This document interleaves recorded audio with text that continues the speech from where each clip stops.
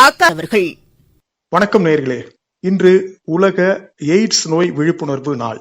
1988 ஆண்டு முதல் ஒவ்வொரு ஆண்டும் டிசம்பர் மாதம் முதல் நாள் எய்ட்ஸ் நோய் விழிப்புணர்வு நாளாக உலக சுகாதார நிறுவனத்தால் அறிவிக்கப்பட்டு அனுசரிக்கப்பட்டு வருகின்றது.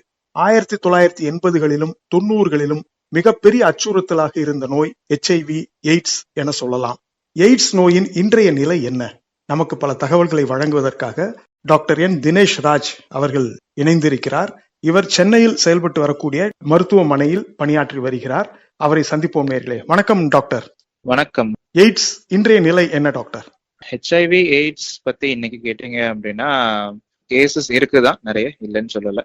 பட் ஆனா HIV எய்ட்ஸ்ன்றது ஒரு சுகர் பிபி மாதிரி ரொம்ப எளிமையா கையாளக்கூடிய ஒரு நோய் மாதிரி தான் இருக்கு. சில குறிப்பிட்ட ஜனத்தொகைகள்ல விழிப்புணர்வு கம்மியா இருக்கிறதுனால இது இன்னமும் கூட பரவிட்டு தான் இருக்கு. கவர்மெண்ட் சைட்ல இருந்தும் சரி, தனியார் சைட்ல இருந்தும் சரி, எவ்வளவு முடியுமோ அவ்வளோ முயற்சி பண்ணிட்டு இருக்கோம். எவ்வளவு சீக்கிரம் கண்டுபிடிச்சு அதுக்கான உரிய ட்ரீட்மெண்ட் ஸ்டார்ட் பண்ண முடியும் அப்படின்றத பத்தி. ஒரு கணக்கெடுப்பின்படி பாத்தீங்கன்னா டாக்டர் 2020 ஆண்டு அந்த காலகட்டத்தில் பாத்தீங்கன்னா கிட்டத்தட்ட 27.2 மில்லியன் முதல் 47.8 மில்லியன் மக்கள் இந்த எய்ட்ஸ் நோயால இறந்துள்ளார்கள் அப்படின்னு ஒரு கணக்கெடுப்பு சொல்லுது. ஆனா அந்த அளவுக்கு இப்போ எய்ட்ஸ் நோய் தீவிரமா இருக்கா டாக்டர்? அந்த அளவுக்கு தீவிரமா இப்ப இல்ல. அதுதான் வருடங்கள் போக போக ட்ரீட்மெண்ட் இம்ப்ரூவ் ஆகுறதுனால டெத் ரேட் அது குறைஞ்சிக்கிட்டே வருது. முன்ன இருந்த அளவுக்கு இது ரொம்ப சீரியஸான விஷயம் இல்ல இப்போ. பட் அதுக்காக இத தட்டி கழிச்சிட முடியாது, புறந்தள்ளி விடவும் முடியாது. ஆமா, இது ஒரு முக்கியமான ஒரு தீவிரமான ஒரு நோய் தான். இன்னமும் கூட நம்மளுடைய கவனத்தை ஈர்க்கக்கூடிய ஒரு நோயாகத்தான் அது இருக்கு அப்படின்னு பதிவு பண்றீங்க. துவக்கத்துல சொன்னீங்க இன்னும் ஒரு சில மக்கள் இத பற்றி ஒரு விழிப்புணர்வு இல்லாம இருக்கிறாங்க, அதனால இது கொஞ்சம் பரவி வருது அப்படின்னு சொன்னீங்க டாக்டர். எந்த மாதிரியான மக்கள் இத பற்றிய விழிப்புணர்வு இல்லாமல் இருக்கிறார்கள் அப்படின்றத கொஞ்சம் சொல்லுங்களேன். பெரும்பாலும் நகர்ப்புறத்துல பாத்தீங்கன்னா நிறைய பேருக்கு இதை பத்தின விழிப்புணர்வு இருக்கு இந்த காலத்துல. இதே ஒரு சின்ன டவுன் இல்ல கிராமப்புறம் சைட்ல பாத்தீங்க அப்படின்னா அவ்வளவா விழிப்புணர்வு இல்லை இத பத்தி. பெரும்பாலும் இந்த மக்கள் தான் அதிகமா இதுல பாதிக்கப்படுறது. ஏன்னா அதை பத்தி தெரிஞ்சா அவங்க அத கொஞ்சம் கவனமா இருப்பாங்க இல்லையா. ஆனா இந்த எய்ட்ஸ் அப்படின்றது என்ன டாக்டர்? அது எப்படி வருது? அதனுடைய அறிகுறி எப்படி இருக்கும்? அதை பற்றிய கொஞ்சம் அடிப்படை தகவல்களையும் கொஞ்சம் சொல்லுங்களேன். எய்ட்ஸ் அப்படின்றது அதோட அக்வயர்டு இம்யூனோ டெஃபிஷியன்சி சிண்ட்ரோம். இது எதனால வருது அப்படின்னா HIV அப்படின்ற ஒரு வைரஸ்னால வருது. Human immuno deficiency virus. பேர்லயே இருக்கு இம்யூனோ டெஃபிஷியன்சி அப்படின்னா நோய் எதிர்ப்பு சக்தியை குறைக்கக்கூடிய ஒரு வைரஸ். இது எப்படி பரவுது? பெரும்பாலும் பரவுறது அன்ப்ரொடெக்டட் செக்ஸ். இதனாலதான் பரவுது. பாதுகாப்பு இல்லாத ஒரு உடல் உறவு கொள்ளும் போது அதுல பரவுறதுக்கு இது வாய்ப்புகள் அதிகம். சரிங்க டாக்டர், பாதுகாப்பு இல்லாத உடல் உறவு ஒரு காரணமாக சொன்னீங்க. ஆனா நடுவுல இன்னொரு அச்சமும் ஒண்ணு இருந்தது. அதாவது இந்த பிளட் டிரான்ஸ்பியூஷன், ரத்த பரிமாற்றம் செய்யும் போது இல்லைன்னா நம்ம ஏதாவது ஒரு ஊசி குத்திக்கிறோம், அந்த சமயத்துல ஒரு பாதுகாப்பு இல்லாத ஊசியை பயன்படுத்துவது.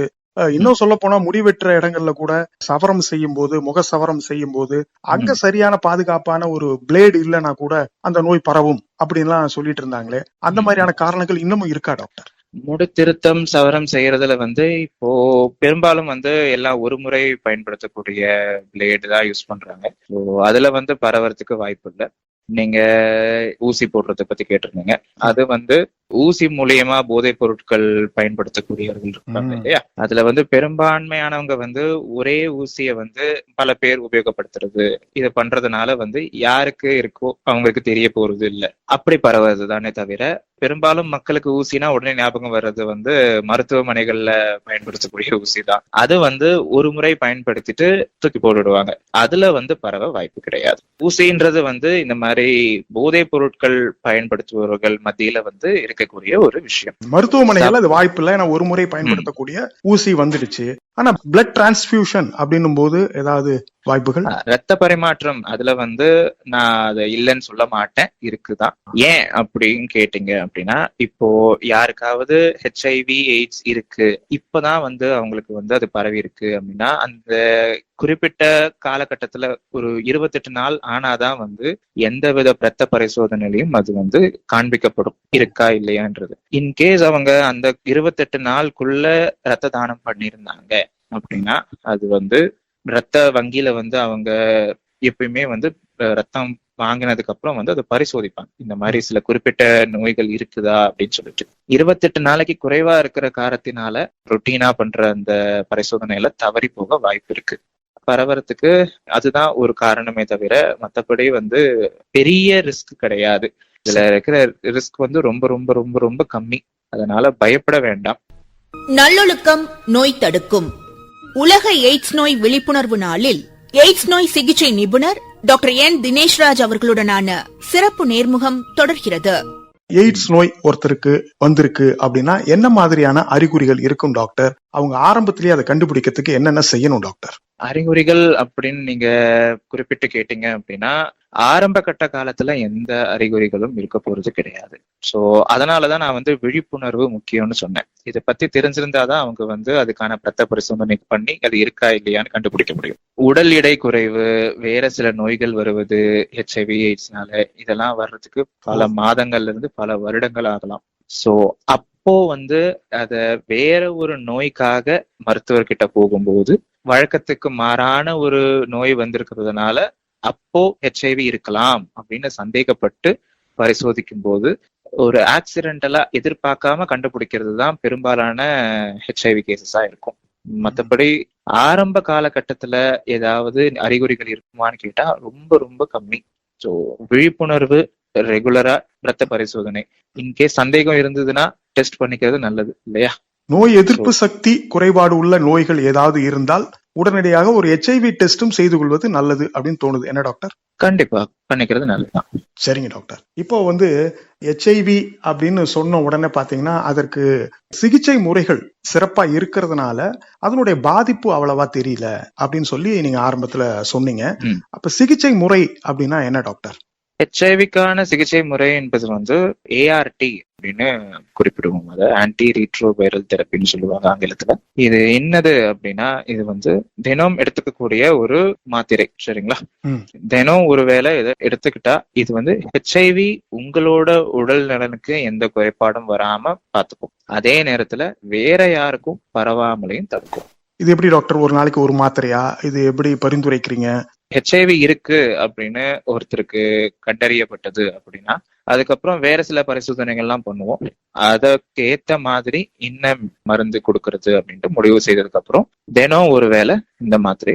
ஆனா HIV அப்படின்னு நோய் வந்த பிறகு பாத்தீங்கன்னா அதுக்கு ஒரு தொடர்ந்த ஒரு நீடித்த சிகிச்சை தேவைப்படுது. எப்படி இப்போ வந்து சர்க்கரை அளவு வேறுபாடு உள்ளவர்கள் வந்து தினம்தோறும் மாத்திரை எடுத்துக்கணுமோ, அதே மாதிரி ரத்த அழுத்த வேறுபாடு உள்ளவர்களும் வந்து தினந்தோறும் மாத்திரை எடுத்துக்கணுமோ, அது மாதிரி எய்ட்ஸ் நோய் உள்ளவர்களுக்கும் தினந்தோறும் மாத்திரை எடுத்துக்கணுமா? இது ஒரு நீடித்த சிகிச்சை முறையா இருக்குமா டாக்டர்? ஆமா, நீடித்த சிகிச்சை தான். தினம் ஒரு மாத்திரை எடுத்தா மட்டுமே தான் வந்து நோயை வந்து நம்ம கட்டுப்படுத்த முடியும். அதே மாதிரி பாத்தீங்கன்னா இது வெறும் ஒரு மருந்து சார்ந்த ஒரு சிகிச்சை முறையாகவும் இல்லை, இதற்கு வந்து ஒரு மனநிலை சார்ந்த ஒரு சிகிச்சையும் தேவைப்படுதுன்னு சொல்றாங்களே டாக்டர்? கண்டிப்பா. ஏன்னா HIV எய்ட்ஸ் இருக்குன்னு எடுத்துக்கிற பக்குவம் வந்து நிறைய பேருக்கு ஆரம்ப கட்டத்துல இருக்காது. ஏன்னா இத பத்தின நிறைய மோசமான அபிப்பிராயங்கள் வந்து நம்ம சொசைட்டில இருக்கிறதுனால வந்து சமூகத்துல வந்து நமக்கு இது இருக்குன்னு தெரிஞ்சா மத்தவங்க என்ன சொல்லுவாங்களோ அப்படின்ற ஒரு பயத்திலேயே வந்து நிறைய பேருக்கு வந்து இத எடுத்துக்கிற அந்த சக்தி இருக்காது. ஏன்னா எப்படி இருந்தாலும் வந்து யாராச்சும் ஏதாச்சும் சொல்லதான் போறாங்க, அவங்களுக்கு அதை பத்தி தெரியுதோ இல்லையோ. சோ அதனாலதான் எப்பவுமே விழிப்புணர்வு இதை பத்தி முக்கியம். இது எப்படி பரவுது, இதுக்கான ட்ரீட்மெண்ட் என்ன, அப்படி மருந்து எடுத்துக்கொள்ளும் போது இது வேற யாருக்கும் பரவாது அப்படின்ற இந்த நுணுக்கங்கள்லாம் வந்து நிறைய பேருக்கு போய் சேரும் போது மட்டுமே தான் வந்து இதை பத்தின ஒரு பேட் இமேஜ், அந்த ஒரு நெகட்டிவ் இமேஜ் வந்து குறையும். அப்பதான் வந்து ஜனங்களுக்கும் இதை ஏத்துக்கிற மனப்பக்குவம் வரும். இப்போ வந்து ஒரு பாதுகாப்பான உடல் உறவு அப்படின்ற ஒரு இதுல பாத்தீங்கன்னா நிறைய ஒரு விழிப்புணர்வு ஏற்பட்டிருக்கு அப்படின்னு தான் சொல்லணும். வேறு வகையில HIV வராமல் தடுத்துக் கொள்வதற்கு நாம என்ன மாதிரியான முன்னெச்சரிக்கை நடவடிக்கைகள் எடுத்துக்கொள்வது நல்லதுன்னு நினைக்கிறீங்க டாக்டர்? முதல் முன்னெச்சரிக்கை நடவடிக்கை வந்து காண்டம், ஆணுரை பயன்படுத்துவதுதான். அது பயன்படுத்தினாலே வந்து 90% பிரச்சனை அதிலேயே முடிஞ்சிருச்சு. ரெண்டாவது, ஃப்ரீக்வெண்டா இந்த மாதிரி வந்து உடலுறவு கொள்பவர்கள் வந்து தொடர்ந்து ஒரு குறிப்பிட்ட இதுல வந்து டெஸ்ட் பண்ணிக்கிறது நல்லது. ரத்த பரிசோதனை பண்ணினாதான் HIV இருக்கா இல்லையா அப்படின்னு கண்டுபிடிக்க முடியும். ஸோ ஆணுரை, ரத்த பரிசோதனை, இது ரெண்டும் கண்டிப்பா பண்ணும். உடலுறவு அப்படின்னும் போது பாத்தீங்கன்னா இப்ப இந்த மற்ற விதமான விஷயங்களும் இப்ப இருக்குன்னு சொல்லப்படுது, அதிகமாக பேசப்படுது. இந்த ஊரின சேர்க்கை இது மாதிரியான விஷயங்கள்னால எய்ட்ஸ் அதிகமா பரவுவதற்கான வாய்ப்பு இருக்கா டாக்டர்? கண்டிப்பா ஊரின சேர்க்கையில தான் வந்து பார்க்க போனீங்கன்னா அதிகப்படியான வாய்ப்புகள் இருக்கு ஹெச்ஐவி எய்ட்ஸ் பரவுறதுக்கு. அதனாலதான் வந்து இந்த மாதிரி ஓரின சேர்க்கையில ஈடுபடுறவங்க கிட்ட வந்து ஆணுரை பயன்படுத்துங்க அப்படின்றத வந்து ரொம்ப குறிப்பிட்டு வந்து நாங்க சொல்றது. தொழில்நுட்பம் மிக அதிகமாக வளர்ச்சி அடைந்திருக்கக்கூடிய காலகட்டம் இது. இன்னைக்கு எது எடுத்தாலும் வந்து ஆர்டிபிஷியல் இன்டெலிஜென்ஸ், செயற்கை நுண்ணறிவு பல துறைகள்ல பயன்படுத்தப்பட்டு வருது. அப்படி பார்க்கும்போது இந்த எய்ட்ஸ் நோய் சிகிச்சை முறைகள்ல தொழில்நுட்பம் எந்த அளவுக்கு இப்ப உதவி செய்யுது டாக்டர்? புது மருந்துகள் கண்டுபிடிச்சிட்டு இருக்காங்க. இப்போ வந்து மாசத்துக்கு ஒரு முறை, அப்புறம் 6 மாசத்துக்கு ஒரு முறை எடுத்துக்கக்கூடிய இன்ஜெக்ஷன் மூலியமா கொடுக்கக்கூடிய ஒரு மருந்து வந்து கண்டுபிடிச்சிருக்காங்க. அதை பத்தின ஆராய்ச்சி இன்னும் போயிட்டு இருக்கு இந்தியால, மக்கள் பயன்பாட்டிற்கு வரல. பட் அது வந்துச்சு அப்படின்னா தினம் ஒரு மாத்திரை எடுக்கிறதுக்கு மாசத்துக்கு ஒரு இன்ஜெக்ஷன் போட்டுக்கிறது ரொம்பவே பெட்டர் தான் இல்லையா? நிச்சயமா டாக்டர். இப்போதைக்கு இருக்கிற புது கண்டுபிடிப்பு ஹெச்ஐவி பத்தி இதுதான். நிரந்தர தீர்வு அப்படின்றதுதான் வந்து நம்மளோட கடைசி இது. ஆனா நிரந்தர தீர்வு ஹெச்ஐவிக்கு கண்டுபிடிக்கிறது வந்து இன்னும் வருடங்கள் ஆகும். நிறைய ஹெச்ஐவி பத்தி தகவல்கள் சொன்னீங்க. உங்களுக்கு வந்து இந்த துறையில எவ்வளவு ஆண்டுகள் அனுபவம், உங்களுடைய அனுபவத்துல நீங்கள் சந்தித்த நோயாளிகள் அவங்கள பத்தி எல்லாம் கொஞ்சம் சொல்லுங்க டாக்டர். நான் இந்த துறையில வந்து கடந்த 3 வருடங்களா இருக்கேன். அரௌண்ட் ஒரு 3500க்கும் மேற்பட்ட பேஷண்ட்ஸ் இது வரைக்கும் ஹேண்டில் பண்ணியிருக்கேன். பெரும்பாலும் வர மக்களுக்கு இருக்கிற பிரச்சனை வந்து ஹெச்ஐவி பத்தின பயம் தானே தவிர அவங்க பெருசா எதுவும் பண்ணியிருக்க மாட்டாங்க. பட் ஆனா அதை பத்தின பயம், இது மாதிரி ஆயிடுச்சுன்னா என்ன ஆகுறது அப்படின்ற ஒரு பயத்திலேயே வந்து வர்றதுதான் பெரும்பாலான மக்களோட இது. அவங்களுக்கு அதை பத்தின ஒரு விழிப்புணர்வு இல்லைன்றதுதான் அதுக்கு காரணமே. ஒன்ஸ் அதெல்லாம் எக்ஸ்பிளைன் பண்ண உடனே அவங்க எல்லாத்தையும் புரிஞ்சுக்கிட்டு எனக்கு எதுவும் வராது அப்படின்னு தெரிஞ்சுக்கிட்ட உடனே அவங்க மோஸ்ட்லி அதுக்கப்புறம் ரிலாக்ஸா தான் இருப்பாங்க. இது இல்லாம வந்து ஹெச்ஐவி வராம தடுக்கிறதுக்கு போஸ்ட் எக்ஸ்போஜர் ப்ரொஃபைலாக்சிஸ் அப்படின்ற ஒரு மருந்து வந்து அதுதான் இப்போ எல்லாரும் பண்றக்கூடிய ஒரு விஷயம். போஸ்ட் எக்ஸ்போஜர் ப்ரொஃபைலாக்சிஸ் PEP எனப்படும் மருந்து. ஏதாச்சும் ஒரு பாதுகாப்பற்ற உடலுறவு ஏதாவது நடந்துச்சு அப்படின்னா நீங்க இந்த மருந்தை 3 நாளுக்குள்ள ஆரம்பிச்சீங்க அப்படின்னா ஹெச்ஐவி வராம தடுக்கலாம். இப்ப மற்ற நோய்களுக்கு எல்லாம் தடுப்பூசி எல்லாம் சொல்றாங்களே டாக்டர், அது மாதிரி ஹெச்ஐவி ஏதாவது தடுப்பூசி முன்னாடியே போடுறதுக்கான வாய்ப்புகள் ஏதாவது இருக்கா டாக்டர்? இன்னி வரைக்கும் தடுப்பூசின்னு எதுவும் கிடையாது. ஆனா ஆராய்ச்சி போயிட்டு இருக்கு. வேக்சின் எனப்படும் தடுப்பூசி கண்டுபிடிக்கிறது தான் வந்து அதோட இதுவே. ஆனா இன்னி வரைக்கும் வந்து மக்கள் பயன்பாட்டிற்கு எதுவும் வரல. முக்கியமா இந்த ஹெச்ஐவி எய்ட்ஸ் நோயால பாதிக்கப்பட்டவங்களை பார்க்கும்போது பாத்தீங்கன்னா, இப்ப வந்து கணவருக்கு வருதுன்னு வச்சுக்கோங்களேன், அவர் அதிகமா பயணம் செய்யறவரு, நோய் வந்துடுது அவருக்கு. அவர் மனைவி மட்டுமல்ல, பிறக்க போற குழந்தைக்கும் அந்த நோயை கொடுப்பது அப்படின்றதுதான் இந்த நோயை பொறுத்த வரைக்கும் மனதுக்கு ரொம்ப வருத்தத்தை தரக்கூடியதாக ஒன்றாக இருக்கும் டாக்டர். இப்போ இந்த மாதிரி எய்ட்ஸ்னால பாதிக்கப்பட்ட ஒருத்தர், அவருடைய குழந்தைக்கு இவரால எய்ட்ஸ் வந்திருக்கு அப்படின்னா அந்த குழந்தைக்கும் நீங்க சொன்ன அந்த சிகிச்சை முறைதானா? அதை பத்தி கொஞ்சம் சொல்லுங்களேன் டாக்டர். குழந்தை பிரசவத்துல இருக்கும் போதே வந்து கண்டுபிடிச்சிட்டோம் அப்படின்னா வந்து நம்ம முன்னாடியே அதை குணப்படுத்துறதுக்கு மருந்துகள் இருக்கு.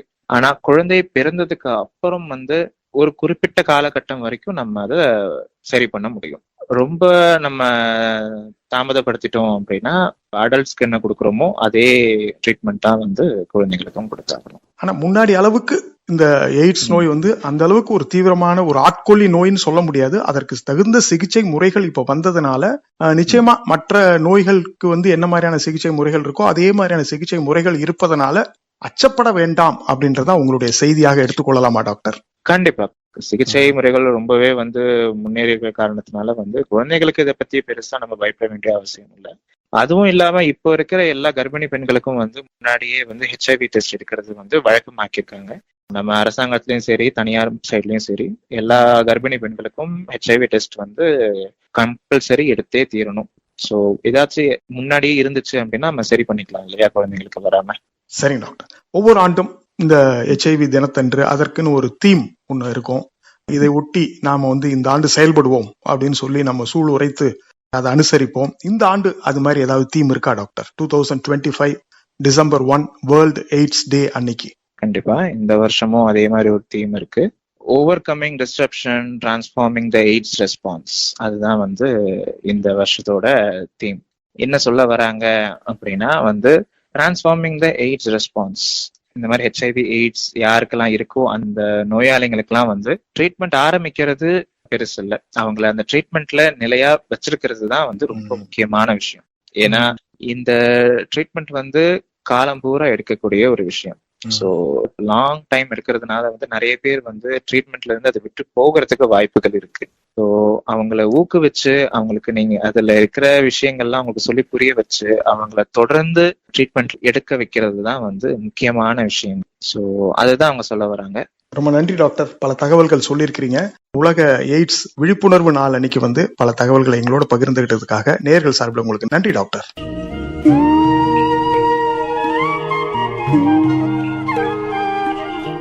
நேயர்கள் இதுவரை கேட்டது நல்லொழுக்கம் நோய் தடுக்கும் உலக எய்ட்ஸ் நோய் விழிப்புணர்வு நாள் சிறப்பு நேர்முகம். பங்கேற்றார் எய்ட்ஸ் நோய் சிகிச்சை நிபுணர் டாக்டர் என் தினேஷ்ராஜ் அவர்கள். உடன் உரையாடினார் ஆர் வெங்கடேஸ்வரன் அவர்கள்.